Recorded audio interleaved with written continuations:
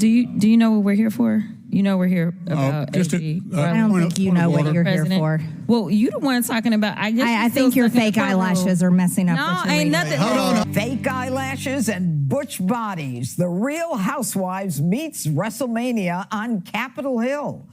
On the ladder of offense, physical attack doesn't come close to calling somebody a racist or a white nationalist. How far the reputation and approval how it's fallen in the United States Congress. Question is on the audio. How bad must that audio be that they are so desperate not to have it out there now? And what they're trying to do is they're trying to subpoena this audio because they don't believe this wasn't doctored. Because the White House doctors transcripts all of the time. Hey guys, welcome back to The Right Insight. Get ready for some absolute insanity today as we break down one of the most unhinged, over-the-top exchanges I've seen in a long time. Let's get into it. Fake eyelashes and butch bodies. The Real Housewives meets WrestleMania on Capitol Hill with a little bit of Jerry Springer on the side. Bickering lawmakers lobbing trashy schoolyard insults at one another and completely derailing a very important congressional hearing.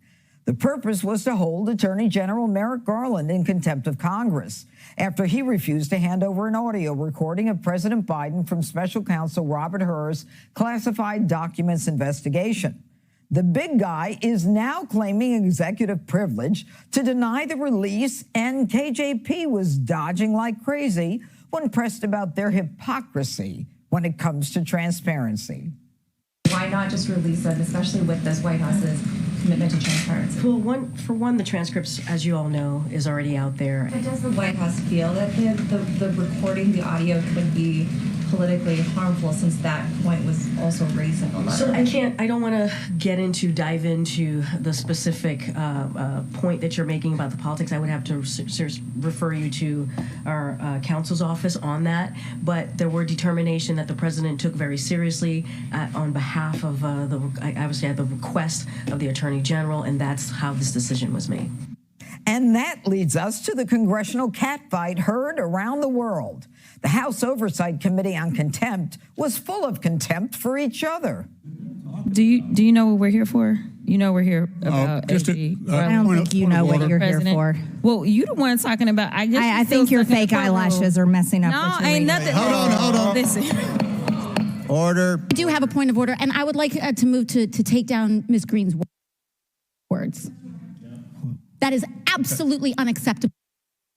How dare you attack the physical appearance of another person? Are your feelings hurt? Her words down. Oh. Oh, girl, baby girl. Oh, really? Don't even play. Baby girl? I don't think we are going to move, and we're going to take your words down. I'm just curious, just to better understand your ruling. If someone on this committee then starts talking about somebody's bleach blonde, bad built butch body, that would not be engaging in personalities, correct? What now? Calm down. No, can you please calm down? Don't tell me to calm down. Calm down. Because y'all talk noise, and then You're can't out of take control. Because if I Look, Chairman, if I can come we and send talk outside shit to take a about break her, for 5 y'all minutes? gonna have a problem. I have 2 hearing aids. I'm very deaf. I'm not understanding. Everybody's yelling. I'm doing the best I can. But the congressional cage match didn't end there. AOC is trashing fellow Democrat John Fetterman after he compared the hysterical lawmakers to the Jerry Springer show. And AOC hitting back and saying, quote, "I stand up to bullies." All right, Greg, who's your money on? I have to say, I just felt sorry for the hapless guy in the middle. I felt like I was watching Outnumbered. You know, when 2 people are yelling and you're going, but I grew up with 3 sisters. You can't stop a fight between women, whether it's on planes or the worst place is in bars. You never get, but because it just gets so bad in the halls of Congress, obviously, because the moment a guy steps in and says or does anything, you will be, they will gang up on you. What did you say? Don't you tell me to calm down. By the way, if you want to upset anybody, tell them to calm down, even if you mean it. And then obviously AOC, how dare you? How dare you?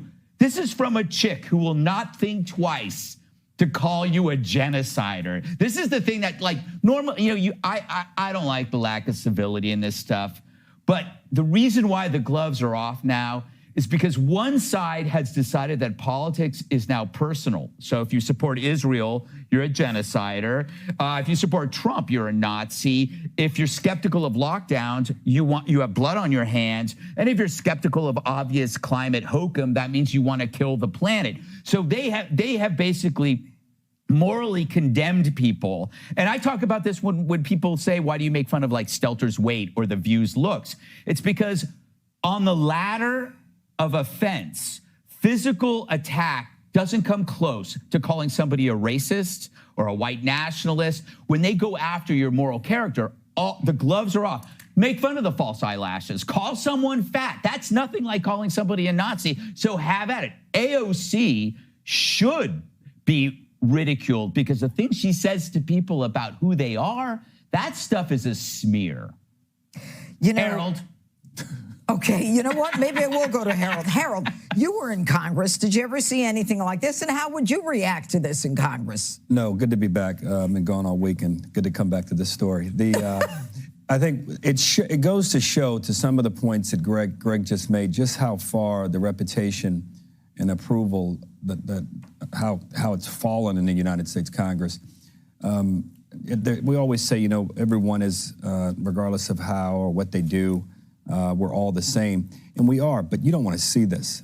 We know people can hurl personal insults, but I didn't quite see anything like this when I was in the Congress. And I hear what Greg is saying. There's no doubt that some of these people are hypocrites, but everyone's watching this, and we are the model of the world.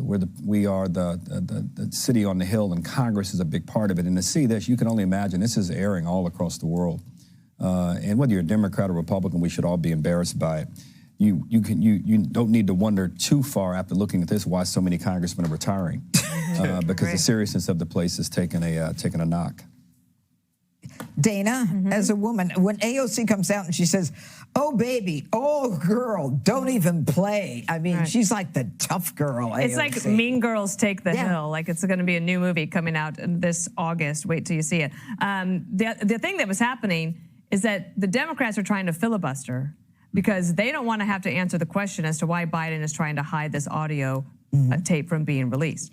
Because the transcripts of the interview, those are already public. That's how we know that Robert Hur said he's an elderly man with a poor memory who had trouble answering the questions. So we already have that transcript. The question is on the audio.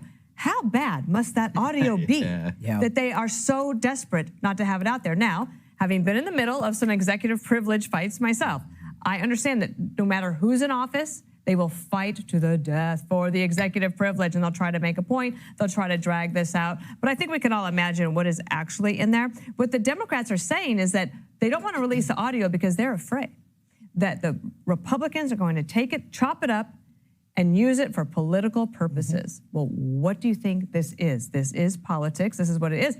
But what did the Democrats demand when Don McGahn, the general counsel for President Trump, was in the White House? Trump's office tried to go to the mat for executive privilege. The Democrats cried foul. It's kind of the same thing, but the difference being this transcript is already out. We already have it. The only question is, are you willing to release the audio? So I would say that the White House is like making more of this than it needs to be, because now we can all just sit back and go, wow, that must be really bad. You know, Jesse, it was 3.5 months ago that the request came in for this. I think it was February 5th.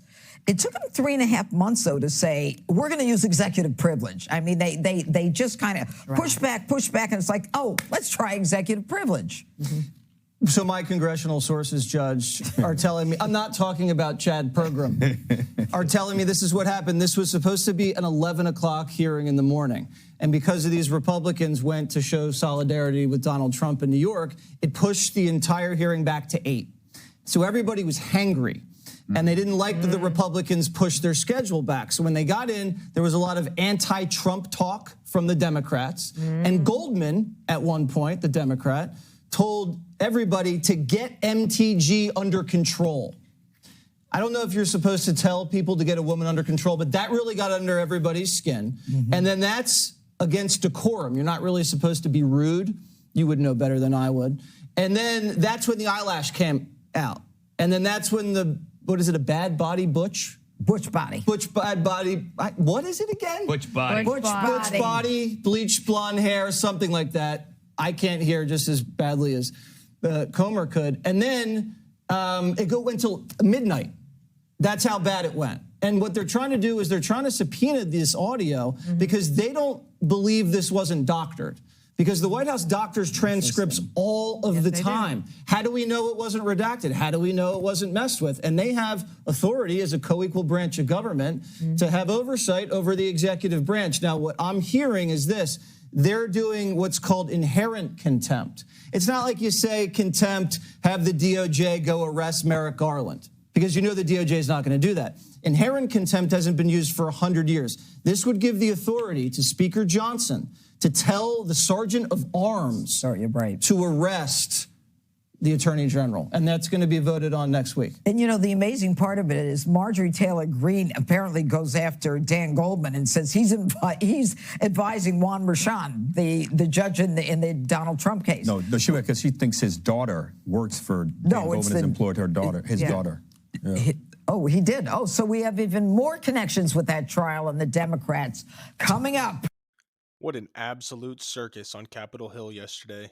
This supposed hearing to hold Attorney General Merrick Garland in contempt for not releasing that Biden audio from the classified documents probe devolved into a trashy reality TV brawl. So as the fireworks erupted between lawmakers trading some pretty vicious personal insults, it truly laid bare how dysfunctional and childish Congress truly has become. Greg hit the nail on the head.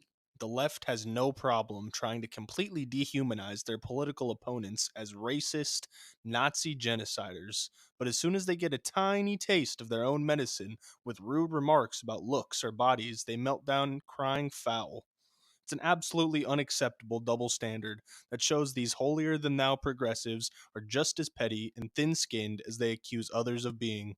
As Harold said, we're supposed to be a shining example to the world, but instead, Congress is now an international embarrassment with this juvenile Mean Girls drama. And let's not lose sight of the substance here.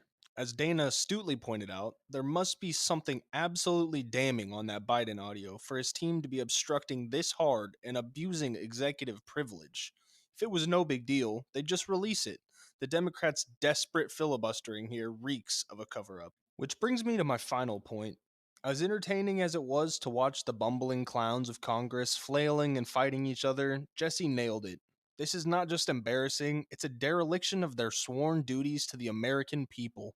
When you see this level of unprofessionalism, pettiness, and inability to focus on serious issues, it's no wonder Congress has abysmal approval ratings in the 30s. They're supposed to be public servants, not self-serving brats, more obsessed with high school antics than working on behalf of their constituents. It's a total disgrace. So while I'm all for a little drama and rhetorical fireworks from our lawmakers, this went way too far into Jerry Springer territory. Get it together, Congress. The nation is watching, and we don't pay you to act like insufferable children squabbling in the middle school cafeteria. Focus on the job you were elected to do and stop providing endless ammunition for critics who say you're all a punchline. This is not what we sent you to DC for. Guys, thanks for watching. If you enjoyed the video, give us a like. Subscribe if you want to see more content like this every single day. See you on the next one.